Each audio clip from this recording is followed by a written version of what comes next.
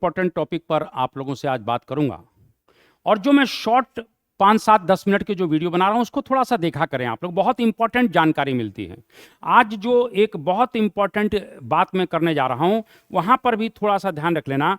ये है एक इतिहास के संदर्भ में बात करें तो एक लिटरेचर पर बात करता हूं, और आपने बार बार सुना होगा कल्हण, कल्हण की राजतरंगिणी, राजतरंगिणी, इस बात को थोड़ा सा ध्यान रख लेना। तो कल्हण की राजतरंगिणी के ऊपर हम लोग बात करते हैं। राजतरंगिणी यानी राजाओं की सरिता। तो इस तरीके से थोड़ा सा ध्यान रखना, कल्हण की राजतरंगिणी के ऊपर आज हम लोग बात करेंगे कि कल्हण राजाओं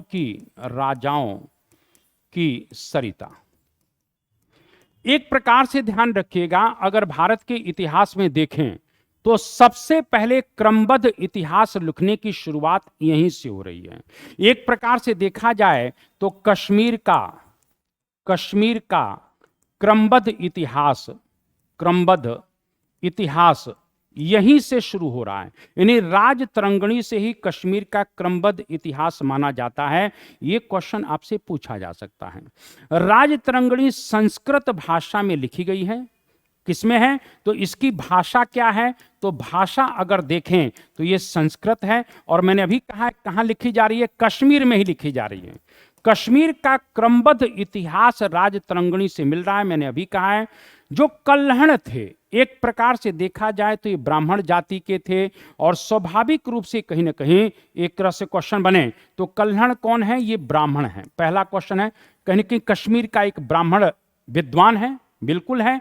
और यहां पर प्रश्न आया है कि किसके दरबार में रहते थे? तो कल्हण जो है ये हर्ष के दरबार में, यानी कश्मीर का शासक है, ये ध्यान रखना, कश्मीर का शासक है, कश्मीर का शासक इसके दरबार में रहा करते, नहीं, हर्ष के दरबार में ये रहा करते थे। इस बात को थोड़ा सा ध्यान रखना। हर्ष को कश्मीर का नीरो भी कहा जाता है। हर्ष को कश्मीर का क्या कहते थे? तो नीरो, यानी एक प्रकार से ये अत्याचारी टाइप का व्यक्ति है। मंदिरों को भी लूटने में ये संकोच नहीं करता है, यानी मंदिरों की संपत्ति को भी ये लूटता है। ऐसा कल्हण कहते हैं कि ये जो हर्ष है ये मंदिरों की संपत्ति को भी लूट लेता था, मंदिरों की संपत्ति को भी लूट रहा है। तो इस तरह से कहीं ना कहीं अगर देखा जाए तो हर्ष के दरबारी कवि कौन है, या कह सकते हैं कि कल्हण किसके आश्रय में रहे? तो सबसे पहले हर्ष के आश्रय में रहते हैं, पहली बात ध्यान रखना। इसके बाद इस तरह से बात करते हैं, इन्होंने कल्हण ने लगभग 12वीं शताब्दी में यानी 12वीं शताब्दी का मतलब 1148 के आसपास राजतरंगिणी की रचना शुरू किया है। अगर हम बात यहां पर कर लेते हैं, थोड़ा सा अगर चीजों को लेकर आगे बढ़ें तो यहां पर ध्यान रख लेना, कल्हण जो है ये जो राजतरंगिणी की रचना कर रहे हैं, राजतरंगिणी की जो रचना कर रहे हैं वो 12वीं सदी में करीब कर रहे हैं, 12वीं सदी में कर रहे हैं। मैंने अभी कहा इन्होंने शुरू कब किया? तो हर्ष के दरबार से शुरू करते हैं, लेकिन राजतरंगिणी को पूर्ण कब किया जाता है? तो कश्मीर के शासक जय सिंह के समय में पूरा किया। जय सिंह के समय में पूरा करते हैं, तो जय सिंह के समय में इन्होंने पूरा किया है। यानी कल्हण ने कहीं ना कहीं हर्ष के जो आश्रित कवि थे उन्होंने अपनी राजतरंगिणी जो पूर्ण किया है वो कहीं ना कहीं कश्मीर के शासक जय सिंह के समय में पूरा करते हैं, क्योंकि जय सिंह राजतरंगिणी में वर्णित अंतिम शासक हैं। यानी ये जो जय सिंह है ये राजतरंगिणी, कहीं क्वेश्चन आ जाए तो ध्यान रखना, राजतरंगिणी में वर्णित अंतिम शासक हैं। यह भी आपसे पूछा जा सकता है कि राजतरंगिणी में वर्णित अंतिम शासक कौन है? तो कहीं ना कहीं जय सिंह है। इस बात को थोड़ा सा ध्यान रखिएगा, क्लियर है? अब अगर आप बात करते हैं तो इस राजतरंगिणी में कुल 8 अध्याय हैं। यानी एक प्रकार से देखा जाए तो इस राजतरंगिणी में अगर बात करते हैं, राजतरंगिणी में तो 8 अध्याय, जिसको तरंग कहा जाता है, 8 तरंग, यानी कहीं ना कहीं 8 अध्याय हैं। ये क्वेश्चन पूछा गया है कि राजतरंगिणी में कितने अध्याय हैं? तो 8 अध्याय हैं और 8000 श्लोक हैं। श्लोक कितने हैं? 8000 श्लोक हैं। मैंने अभी कहा है राजतरंगिणी किस भाषा में है? तो संस्कृत में है। इस बात को थोड़ा सा ध्यान रख लेना। तो यहां पर इतनी बातें भी आप लोगों से बिल्कुल पूछी जाएंगी, क्लियर है? और आगे बढ़ जाते हैं। मैंने अभी कहा कि कश्मीर का इतिहास क्रमबद्ध रूप से लिखा जा रहा है। राजतरंगिणी में अशोक को, यानी मौर्य सम्राट अशोक को एक प्रकार से जो है प्रथम मौर्य शासक, यानी कश्मीर का प्रथम मौर्य शासक बताते हैं। यानी एक तरीके से देखा जाए तो कहीं ना कहीं कल्हण जो है अशोक को प्रथम मौर्य शासक मानते हैं। प्रथम मौर्य शासक कहाँ का प्रथम मौर्य शासक? कश्मीर का। तो ये कश्मीर का प्रथम मौर्य शासक का कहीं न कहीं एक प्रकार से कहीं न कहीं कल्हण कहते हैं कि जो मौर्य सम्राट अशोक था वो कश्मीर का प्रथम मौर्य शासक था। और कहीं ना कहीं वो कहते हैं कि अशोक प्रारंभ में शैव धर्म को मानने वाला था। किस धर्म को मानने वाला था? ये प्रारंभ में कहते हैं कि शैव धर्म को मानता था। कौन मानता था? इस प्रकार से किसके बारे में कह रहे हैं? इस तरीके से मैंने कहा कि अशोक के बारे में कह रहे हैं। कल्हण भी ध्यान रख लेना, कल्हण भी शैव धर्म को मानते हैं। कल्हण भी किसको मानते हैं? शैव धर्म को मानते हैं। लेकिन ये बौद्धों के ये ध्यान रखना, बौद्धों के अहिंसा के सिद्धांत से प्रभावित थे। अहिंसा से प्रभावित थे। कौन? कल्हण की बात कर रहे हैं।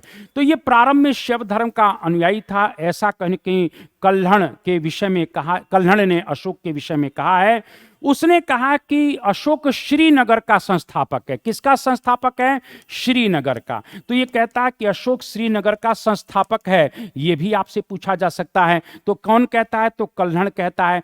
कल्हण ने एक प्रकार से देखा जाए तो कहीं ना कहीं जालौक की भी चर्चा की है। मैंने कहा कि अशोक का एक उत्तराधिकारी जालौक हुआ, तो एक प्रकार से जो है वो जालौक की भी चर्चा करता है। तो जालौक की चर्चा भी करता है। ये कहीं ना कहीं कल्हण जो है, इस बात को ध्यान रखना, कल्हण जो है वो कनिष्क की भी चर्चा कर रहा है। यानी आपने सुना होगा कनिष्क की चर्चा करता है। यानी मैंने आपसे कहा था कि कहीं ना कहीं कुषाणों का एक महान सम्राट कनिष्क हुआ, तो कल्हण ने अपनी राजतरंगिणी में कनिष्क की भी चर्चा की है। यह भी आपसे पूछा जा सकता है। उसने, कल्हण कहता है कि उसने कनिष्कपुर नामक नगर भी बसाया था। यानी कल्हण कहते हैं कि ये जो कनिष्क है इसने क्या किया था? तो इस तरह से कनिष्कपुर नगर बसाया है। कनिष्कपुर नगर बसाया था, क्योंकि मैं बता चुका हूं इस प्रकार से। कहां बसाया था? तो कश्मीर में बसाया था। यह भी आपसे बिल्कुल कहीं ना कहीं पूछा जा सकता है। ठीक है ना? तो इतनी बातें थोड़ा सा ध्यान रख लेना। ये कहते हैं राजपूतों के 36 वंशों का भी उल्लेख करता है। यानी कल्हण के बारे में अगर बात करें तो ये 36 राजपूत वंशों की भी बात करता है। 36 राजपूत वंशों की भी बात करता है। यह भी बहुत इंपॉर्टेंट है। ये सती प्रथा की भी चर्चा करता है। किसकी चर्चा करता है? तो ये सती प्रथा की भी चर्चा करता है। कहता है कि सती प्रथा यहां पर थी। इसका मतलब सती प्रथा के उदाहरण मिल रहे हैं। यहां एक और क्वेश्चन बन सकता है कि इसने एक तरह से सूय या खुय नामक इंजीनियर की भी बात किया है। यहां पर ध्यान रखना, एक शब्द आता है खू या सूय। ये यूनानी इंजीनियर है। इस इंजीनियर की भी चर्चा करता है। किसकी चर्चा है? इस इंजीनियर की चर्चा करता है। ये इंजीनियर क्या करता है? ये सु या खुद नामक इंजीनियर झेलम के तट पर, ये सभी क्वेश्चन आपसे बिल्कुल बाबू पूछे जाएंगे। बहुत इंपॉर्टेंट बात कर रहा हूं। तो झेलम के तट पर बांध बनाकर नहरें निकाल रहा है। यानी झेलम के तट पर एक प्रकार से बांध बनाकर एक प्रकार से नहरें निकलवा रहा है। नहरें, तो ये इंजीनियर की चर्चा करता है। तो ये झेलम के तट पर जो बांध बनाकर नहरें निकल रही हैं, ये कौन करवा रहा है? तो उत्पल वंश का जो शासक था अवंती वर्मन। क्या नाम है? अवंती वर्मन ने यूनानी इंजीनियर खुय या सुय से कहा कि आप झेलम के तट पर बांध बनाकर वहां से नहरें निकलवाइए जिससे सिंचाई का कार्य हो सके। तो कितनी इंफॉर्मेशन राजतरंगिणी से मिल रही है, मैं ये आपको कहना चाहता हूं।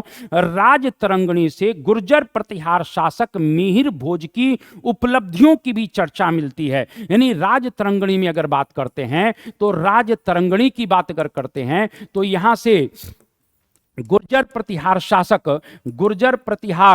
शासक, ये ध्यान रख लेना। तो गुर्जर प्रतिहार शासक मिहिर भोज की उपलब्धियों की भी चर्चा है। मिहिर भोज की उपलब्धियों की भी चर्चा है। यह भी आपसे प्रश्न पूछा जा सकता है। मैंने अभी कहा कि कहीं ना कहीं कल्हण कश्मीर का क्रमबद्ध इतिहास लिखते हैं। तो इस प्रकार से कल्हण ने, ध्यान रख लेना, कश्मीर में 4 राजवंशों की बात की है। कितने वंशों की बात की है? तो ये 4 राजवंशों की बात करते हैं। तो ये 4 राजवंश कौन थे? तो यहां पर गोनंद वंश की बात आती है। पहला वंश कौन सा है?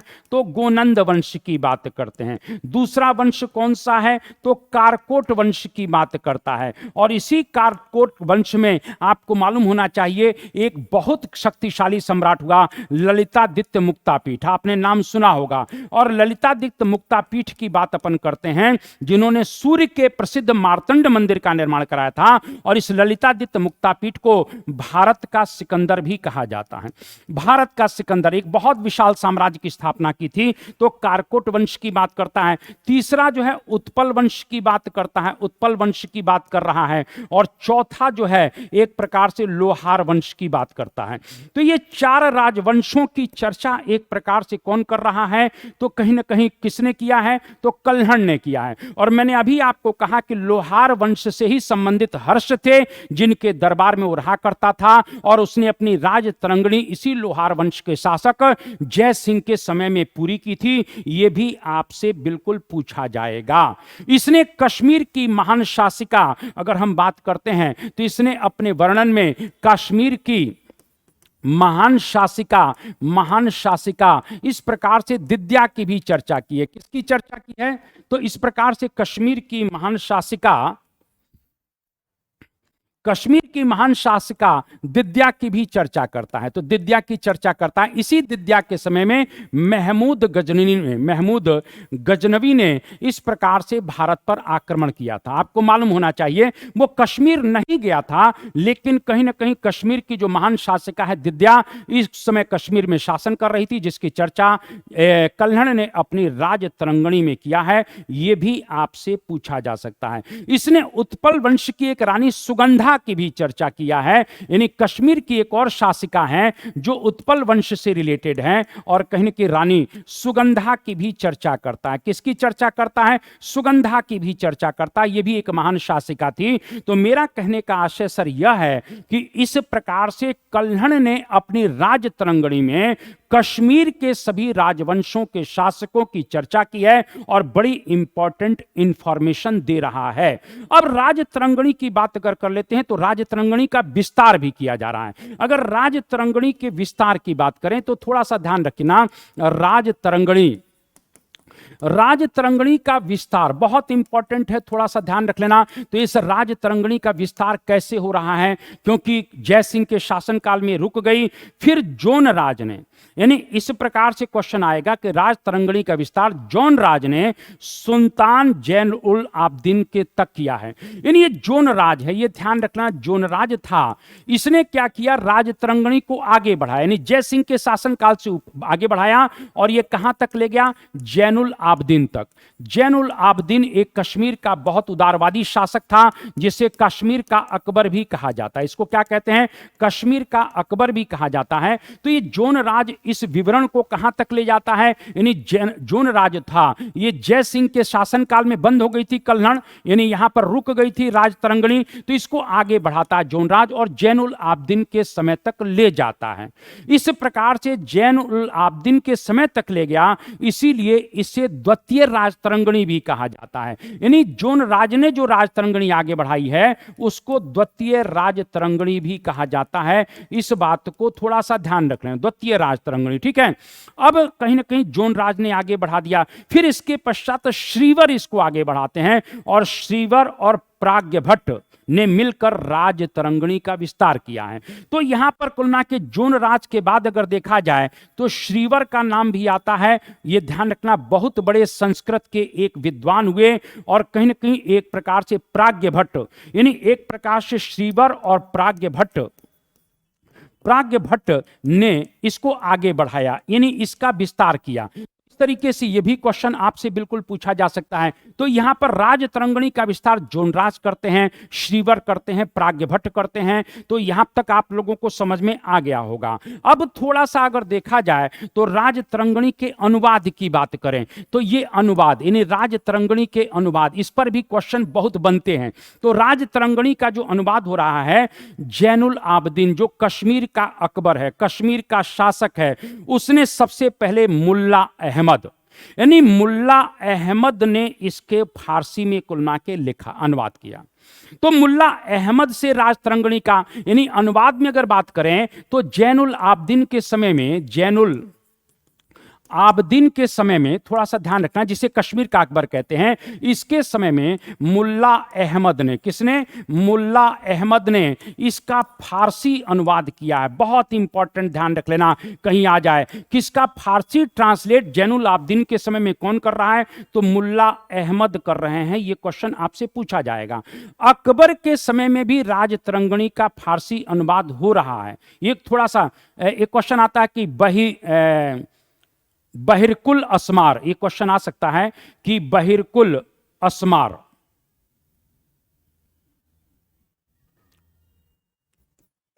बहिरुकल असमार यानी एक प्रकार से जैनुल आबदीन के समय में बहिरुकल असमार नाम से इसका ट्रांसलेट किया जा रहा है। यह भी आपसे पूछा जा सकता है, बहिरुकल असमार।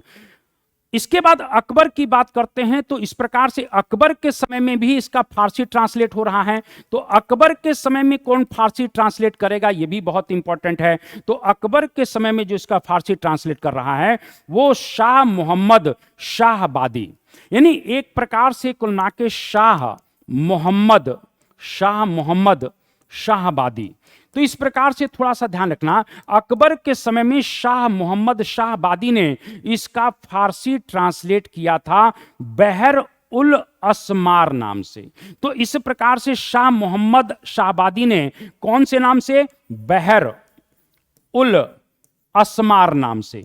तो बहर उल असमार नाम से, यानी कि ध्यान रख लेना, अकबर के समय में भी फारसी ट्रांसलेट हो रहा है और जैन उल आबदीन जो कश्मीर का शासक है, जिसको कश्मीर का अकबर कहा जाता है, इसके समय में भी मुल्ला अहमद के द्वारा इसका फारसी ट्रांसलेट हुआ था। यानी दोनों के समय में क्या हो रहा है? इसका फारसी ट्रांसलेट हो रहा है। यह क्वेश्चन आपसे बिल्कुल पूछा जा सकता है, ठीक है ना। तो देखिए जैनुल मतलब राजतरंगिणी के विषय में कितनी इंपॉर्टेंट जानकारियां मिल रही हैं, ये मैं आप लोगों को बताना चाहता हूं। 1900 के आसपास राजतरंगिणी का अंग्रेजी अनुवाद भी हो रहा है और राजतरंगिणी का जो अंग्रेजी अनुवाद किया जा रहा है, इस बात को थोड़ा सा ध्यान रखना।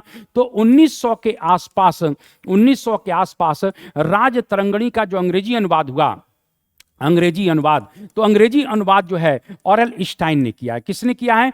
ऑरेल स्टाइन ने। तो ऑरेल स्टाइन ने कहीं ना कहीं इसका अंग्रेजी अनुवाद किया है। तो अंग्रेजी अनुवाद ऑरेल स्टाइन करते हैं, यह भी प्रश्न आपसे बिल्कुल पूछा जा सकता है। 1835 में मूर क्राफ्ट ने इसका अनुवाद भी अंग्रेजी में किया था। और इस प्रकार से ध्यान रखना, 1835 में इस तरीके से ध्यान रखना, एक व्यक्ति का नाम आता है मूर क्राफ्ट। ये क्वेश्चन आ सकता है। मूर क्राफ्ट ने किसमें किया है? एशियाटिक सोसाइटी ऑफ बंगाल की स्थापना, आप ध्यान रखिएगा। तो एशियाटिक सोसाइटी